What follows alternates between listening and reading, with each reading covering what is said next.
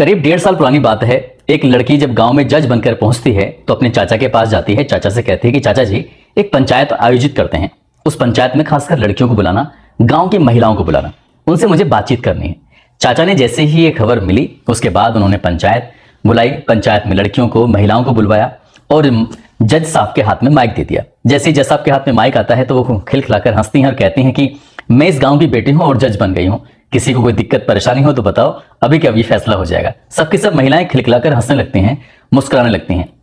तभी वो लड़की कहती है कि इस गांव से हर एक लड़की जज बन सकती है, हर एक लड़की चाहे तो वो आईएएस बन सकती है, पीसीएस बन सकती है, अपने सारे सपने पूरे कर सकती है, लेकिन बशर्ते उसको बहुत मेहनत करनी पड़ेगी। इसके लिए अगर किसी भी चीज की जरूरत हो, कॉपी की, किताबों की, कपड़ों की, किसी भी चीज की, तो मैं बैठी हूं। और आपको किसी भी तरह की कोई दिक्कत हो तो मेरे नंबर पर फोन करना और मदद मांग लेना, तुरंत मदद आ जाएगी। जैसे ही खिलखिलाते चेहरे से उस महिला जज ने महिलाओं से बात की, लड़कियों से बात की, सबके सब खुश हो जाते हैं। 2 दिन वो गांव में रुकती है, पूरे गांव में घूमती है, भ्रमण करती है, एक एक चीज को बड़ी बारीकी से परखने की कोशिश करती है। पूरे गांव के लोगों को इतना अच्छा लगता है कि ये लड़की इतने बड़े पद पर पहुंच चुकी है, लेकिन कितनी सामान्य है, कितने अच्छे से बहुत प्यारी प्यारी बातें करती है। लेकिन कुछ दिन के बाद उस गांव वालों को ये सूचना मिलती है कि वो महिला जज मर गई है। जैसे ही महिला जज के मरने की सूचना मिलती है, गांव का एक एक घर, किसी घर में चूल्हा नहीं जलता और लोगों का रो रो कर बुरा हाल हो जाता है। खासकर उन लड़कियों का जिन लड़कियों के मन में बहुत सारे सपने वो महिला जज दिखाकर चली गई थी। और यही नहीं, जहां जहां उस महिला जज की पोस्टिंग होती है वहां वहां के लोगों का भी रो रो कर बुरा हाल हो जाता है। लोग सोचने पर मजबूर हो जाते हैं कि आखिरकार उस जज के साथ हुआ क्या था। तभी कुछ लोगों को यह भी याद आता है कि उत्तर प्रदेश के जिला बांदा में एक महिला जज ने चीफ जस्टिस ऑफ इंडिया को एक पत्र लिखा था कि मुझे इच्छा मृत्यु चाहिए। तभी लोगों के दिमाग में कुछ शंका सी, कुछ सवाल पैदा होने लगते हैं, कहीं ऐसा तो नहीं है हमारी जो प्रिय जज हैं उनके साथ भी कुछ ऐसा तो नहीं हुआ। आज कहानी उसी महिला जज की, आखिरकार हुआ क्या था और क्यों ये कहानी बनी। आदाब, नमस्कार, सत श्री अकाल, मैं उस्मान सैफी। आज की जो सच्ची घटना मैं आपको सुनाने जा रहा हूं, ये सच्ची घटना है उत्तर प्रदेश का एक जिला है बदायूं। दरअसल बात कर रहा हूं 3 फरवरी 2024 की सुबह लगभग 9:30 बजे के आसपास। बदायूं शहर के अंदर ही जज कॉलोनी है, उसमें इस कॉलोनी के अंदर जज ही रहते हैं। सुबह के लगभग 9:30 बजे के आसपास का वक्त हो चला था तो पहली मंजिल पर एक अर्दली भूपराम नाम का व्यक्ति पहुंचता है, क्योंकि उसकी हिम्मत नहीं पड़ रही थी कि वो दरवाजे को खटखटाता। धीरे से दरवाजे को खोलने की कोशिश करा लेकिन दरवाजा बंद था। तभी उसने बाहर से बड़ी धीरे से आवाज लगाई, मैडम मैडम। 2-3 बार आवाज लगाता है लेकिन कोई रेस्पॉन्स नहीं आता। तभी वो अपने जेब से मोबाइल निकालता है। मोबाइल निकालने के बाद फोन लगाता है लेकिन पूरी घंटी जाती है और मोबाइल की घंटी बजने की आवाज अंदर से ही आ रही थी, लेकिन मैडम उठ नहीं रही थी। अब वो बड़ा परेशान हो जाता है कि आखिरकार करूं तो क्या करूं। इसी बीच में वो कुछ कर पाता, तभी घर की जो नौकरानी थी वो भी इत्तेफाक से आ जाती हैं और आने के बाद पूछती हैं कि भैया क्या हुआ, आज मैडम ने दरवाजा नहीं खोला। वो कहता है कि मैं तो काफी देर से खड़ा हूं, मेरी समझ में नहीं आ रहा कि मैं क्या करूं। मैंने दरवाजे को पीटने के अंदर से हिम्मत नहीं आ रही है, साथ ही फोन किया, आवाज लगाई तो कोई रेस्पॉन्स नहीं मिल रहा है। तभी वो कहते हैं कि एक बार दरवाजे को पीट कर देखो, हो सकता है कि कुछ ना कुछ इससे रास्ता निकल आए। जब दरवाजे को पीटा जाता है, कई बार उसमें खटका किया जाता है, नॉक किया जाता है, लेकिन कोई रेस्पॉन्स नहीं आता। तब वो दोनों थोड़ा परेशान हो जाते हैं, यानी कि नौकरानी भी और अर्दरी भी। तुरंत ही पास वाली जो बिल्डिंग होती है, पास वाले घर में, उसमें जज साहब रहते हैं। जब ही जज साहब को बताया जाता है कि जज साहब जो आपके पास में जो महिला जज हैं वो दरवाजा नहीं खोल रहे हैं, देखो कुछ ना कुछ बात तो है। वो कहते हैं, खुद जाकर आवाज लगाने की कोशिश करते हैं, दरवाजा खुलवाने की कोशिश करते हैं जज साहब, लेकिन तब भी कोई रेस्पॉन्स नहीं मिलता। तब कुछ ना कुछ लगता है कि कुछ गड़बड़ी जरूर हुई है। इसी बीच में अब यहां से डीएम, एसएसपी, इनको भी फोन किया जाता है। साथ ही जो न्यायालय था, वहां जो ऑफिस था, वहां भी फोन किया जाता है। जैसे जैसे फोनों की घंटी लगातार बज रही थी, कभी न्यायालय में तो कभी डीएम, कभी एसएसपी के यहाँ, तब सभी को लगने लगता है कि कुछ ना कुछ तो गड़बड़ है। अब इसके बाद यहाँ डीएम, एसएसपी, जिला जज, ये सब के सब पहुंच जाते हैं। डीएम होते हैं जिले के मनोज कुमार और एसएसपी आलोक प्रियदर्शी। जिला जज होते हैं पंकज अग्रवाल। भारी पुलिस बल के साथ जब मौके पर पहुंचते हैं, सब अधिकारी मौके पर मौजूद होते हैं। अब चारों तरफ से देखा जाता है कि खिड़की तो खुली हुई नहीं है, कोई अंदर से कोई प्रवेश तो नहीं कर गया है, लेकिन अंदर जाने का कोई रास्ता दिख नहीं रहा था। आखिरकार मजबूरी में उस दरवाजे को तोड़ा जाता है। जैसे दरवाजा तोड़कर ये अधिकारियों का रेला, अब ये फोरेंसिक टीम हो या डॉग स्क्वाड हो, जब अंदर एंट्री करते हैं तो अंदर का जो दृश्य था, उस दृश्य को देखकर हर किसी की आंखें खुली की खुली रह जाती हैं। दरअसल जिस कमरे के अंदर महिला जज रहती हैं, उस कमरे में कुछ सामान जो था वो अस्त व्यस्त पड़ा हुआ था। तभी वहां से बेडरूम से निकलने के बाद बराबर वाला जो कमरा होता है उसमें नजर पहुंचती है, तो उस कमरे को देखकर हर कोई हैरत में था।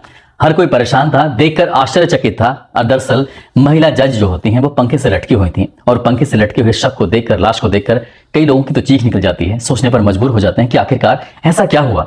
वो महिला जज जो सबसे ज्यादा खुश रहती थी, देखते ही देखते ये खबर सोशल मीडिया पर वायरल हो जाती है कि बदायूं की एक महिला पंखे से लटकी हुई है। अब हर कोई ये जानना चाहता था कि आखिरकार क्या मामला है, क्या नहीं। दरअसल उत्तर प्रदेश का एक जिला है मऊ, और मऊ की तहसील घोसी लगती है। घोसी तहसील का एक गांव लगता है तराई डी।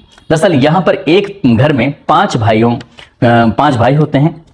पांचों के पांचों भाई ऑफिसर होते हैं। इसमें तीसरे नंबर का एक भाई होता है जिसका नाम होता है अशोक कुमार राय। दरअसल अशोक कुमार राय के घर में एक बेटी जन्म लेती है 5 जुलाई 1995 को, जिसे प्यार से जूही के नाम से बुलाया करते थे। जब वो बड़ी होती है तो उसका नाम रखा जाता है ज्योत्सना राय। ज्योत्सना राय पढ़ने में शुरू से ही बहुत होशियार होती हैं और 10वीं पास करती हैं साल 2010 में, फर्स्ट डिवीजन आती है। और 12वीं पास करती हैं साल 2012 में, उस साल भी वो फर्स्ट आती हैं। उन्होंने कहा कि जब पूरे परिवार के लोग ऑफिसर हैं तो मुझे भी ऑफिसर ही बनना है। इसके लिए परिवार के लोगों ने पूछा कि तुम क्या बनना चाहोगी, तब मुंह से निकला कि मुझे जज बनना है, मुझे न्याय करना है, न्याय के अधिकारी बनना है। जब ये बात घर वालों को जब सुनते हैं तो घर वालों को अच्छा लगता है कि ठीक है, लड़की वाकई शुरू से होशियार थी पढ़ने में। उन्होंने एलएलबी में एडमिशन लिया और साल 2017 में बहुत अच्छे नंबरों से एलएलबी पास की। घर बैठे ही तैयारी करती रही और तैयारी करने के बाद जब प्रयास किया तो पहले ही प्रयास में पीसीएसजे का एग्जाम क्वालिफाई कर देती हैं और वो जज बन जाती हैं। यानी कि साल 2019 में जब ये जज बन जाती हैं तो इनके गांव में परिवार के लोग, क्योंकि पापा की नौकरी बाहर थी तो इसलिए परिवार के लोग लखनऊ में जाकर शिफ्ट हो जाते हैं। और जब लखनऊ में शिफ्ट हो जाते हैं तो अब ना केवल लखनऊ में बल्कि गांव में जहां जहां रिश्तेदारी थी वहां वहां खुशी का माहौल बन जाता है कि लड़की इतनी होशियार होती है ज्योत्सना राय कि वो जज बन जाती है।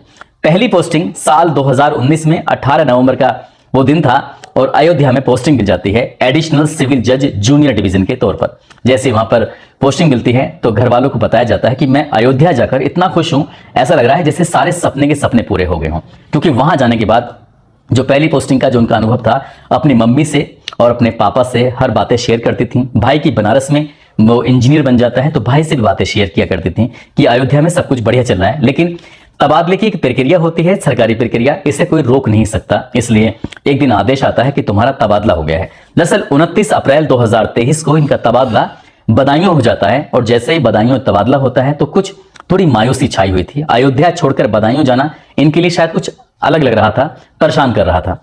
कुछ दिन बीत जाते हैं लेकिन एक खुशखबरी मिलती है नवंबर 2023 में और इनका पहला प्रमोशन हो जाता है। जैसे ही पहला प्रमोशन हो जाता है, अभी एडिशनल से सीधा सिविल जज जूनियर डिवीजन में बन जाती हैं और अपना काम पूरी ईमानदारी से कर रही थी। काम ईमानदारी से जो भी फाइल इनके पास पहुंचती थी उसको पूरी गंभीरता से सुनती थी। ऐसा ना हो कहीं किसी के साथ कुछ गलत ना हो जाए। पूरी शिद्दत से सुनना, दोनों वकीलों की सुनवाई करना, सुनवाई करने के बाद साहसिक भी बहुत थी कि बड़े से बड़ा केस हो लेकिन डरना किसी से नहीं। और लड़कियों के प्रति तो प्रोत्साहित थी, जैसे मैंने आपको स्टार्टिंग में बताया। सब कुछ ठीक ठाक चल रहा था लेकिन एक दिन खबर मिलती है 3 फरवरी 2024 को उनकी लाश जब पंखे से उतारी जाती है। उतारने के बाद फिर पोस्टमार्टम के लिए भेजा जाता है। जब पोस्टमार्टम करने के लिए इस इलाके के रेंज के आईजी साहब जो होते हैं वो कहते हैं कि इस मामले की बिल्कुल बारीक से बारीक जांच की जाए, किसी भी तरह की कोई कोताही ना बरती जाए और जो भी इस घटना के पीछे है उसका पता भी निकाला जाए। डॉक्टर हरीश कुमार, डॉक्टर राजेश कुमार वर्मा, अनामिका सिंह, तीनों मिलकर वीडियोग्राफी की मौजूदगी में इस महिला जज का ये शव का पोस्टमार्टम करते हैं। और पोस्टमार्टम से पता चलता है कि जो इनका गला है ना, वो गले में फंदा लगने की वजह से उनकी मौत हुई है। यानी कि इनके शरीर पर, चेहरे पर कहीं भी कोई ऐसा चोट का निशान नहीं पाया जाता। लेकिन जब इनके पापा को ये बात पता चलती है तो पापा कहते हैं कि मेरी बेटी तो बहुत बहादुर है, इसके साथ ऐसा कुछ ना कुछ जरूर गड़बड़ हुई है जिसकी वजह से इसके साथ ऐसा हुआ है। पापा ने तुरंत जो शहर की कोतवाली थी वहां पर एक तहरीर दी और तहरीर देने के बाद अज्ञात में मुकदमा दर्ज कराया और हत्या का मुकदमा दर्ज कर लिया गया। पुलिस इस मामले की जांच पड़ताल में जुट जाती है। लेकिन जब पुलिस ने जांच पड़ताल करना शुरू किया तो एक कमरा था जो अस्त व्यस्त पड़ा हुआ था। पास में ही एक चिट्ठी लिखी हुई थी और उस चिट्ठी को जब देखा जाता है, खोला जाता है तो उस चिट्ठी में लिखा हुआ था कि मेरी मौत का कोई जिम्मेदार नहीं है, भले ही तुम जांच कर लेना लेकिन जांच में कुछ आने वाला नहीं है। आगे कुछ शब्द अंग्रेजी में लिखे हुए थे जिसमें लिखा हुआ था फीलिंग एलोन, कि मैं मतलब कुछ अकेलापन महसूस कर रही हूं। साथ ही आगे लिखा हुआ था फीलिंग अनहैप्पी। अकेली हूं और मुझे मतलब खुशी नहीं हो रही है, ये समझ में नहीं आ रहा है। लेकिन हाँ, मेरा जो खरगोश है वो खरगोश पाला करती थी, एक नहीं कई खरगोश थे उनके पास। उनको चारे का इंतजाम करना खुद से ही, साथ ही घर में कुछ पेड़ पौधे भी लगे हुए थे, तो उनकी साफ सफाई करना, उनको पानी देना, यानी कि प्रकृति से भी प्यार और प्रकृति के जो जीव जंतु हैं उनसे भी बेनतहा प्यार करती थी। इन्हीं से ही नहीं बल्कि लोगों से भी और बच्चों से भी, खासकर लड़कियों से भी प्यार किया करती थी। अभी उम्र 29 साल ही तो हुई थी। आखिर ऐसा क्या हुआ, यही सोचकर सबके सब लोग परेशान हो जाते हैं जब ये सोशल मीडिया पर खबर वायरल होती है कि महिला जज ने अपनी जीवन की लीला को खुद से ही समाप्त कर लिया है। ऐसे सिम्टम्स भी नजर आते हैं, लेकिन पिता कहते हैं कि नहीं, कुछ ना कुछ तो जरूर गड़बड़ हुई है। लेकिन इसी बीच में कांग्रेस की जो नेता होती हैं प्रियंका वाड्रा, वो एक ट्वीट कर देती हैं। ट्वीट में कहती हैं कि पिछले दिनों यानी कि दिसंबर 2023 में बांदा जिले की एक महिला जज ने जो सीजीआई होते हैं, चीफ जस्टिस ऑफ इंडिया, उनको एक पत्र लिखा और कहा कि मुझे इच्छा मृत्यु चाहिए। आखिरकार कुछ ना कुछ तो वजह रही होगी।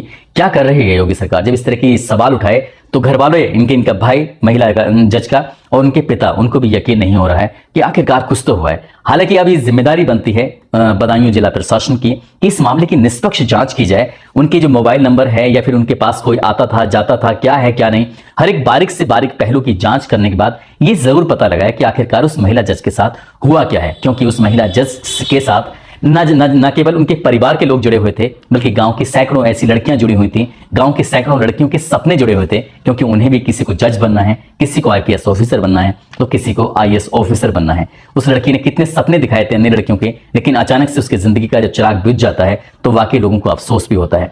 दोस्तों, इस पूरे घटनाक्रम को सुनाने का उद्देश्य किसी को परेशान करना नहीं है, किसी का दिल दुखाना नहीं है, बल्कि आपको जागरूक करना है, आपको सचेत करना है। और जाते जाते इसार अहमद हैं, जो कि उत्तर प्रदेश के जिला बुलंदशहर के गुलावटी के रहने वाले हैं। आज उनकी पत्नी अनिसा बेगम का जन्मदिन है, उनको जन्मदिन की ढेरों सारी शुभकामनाएं। साथ ही वैष्णवी भी है और दुर्गेश शर्मा जी जो कि एटा के रहने वाले हैं, ममता हैं और राजेश्वर कुशवाहा जो कि कुशीनगर के रहने वाले हैं, सुनील कुमार सैनी जो कि राजस्थान के रहने वाले हैं। आज इनका भी जन्मदिन है, इनको भी जन्मदिन की ढेरों सारी शुभकामनाएं, बहुत बहुत मुबारकबाद। साथ ही कुछ लोगों ने नाम लेने की अपील की है, जिसमें मोहम्मद ताहिर, नईम कुरैशी, रामकिशन मोहम्मद रफीक, रीमा चौहान, सरजीत दीनदयाल, सत्यभान सिंह यादव, समीर खान, फिरोज तोमर, राकेश तंवर, सीता देवी, रोहित कुमार, अखिलेश यादव, अजमतुल्ला अंसारी, मोहम्मद कासिम, गौतम सिंह प्रजापति, हेतराम मीणा। आप सब लोग अपना ख्याल रखें, सुरक्षित रहें। जय हिंद, जय भारत।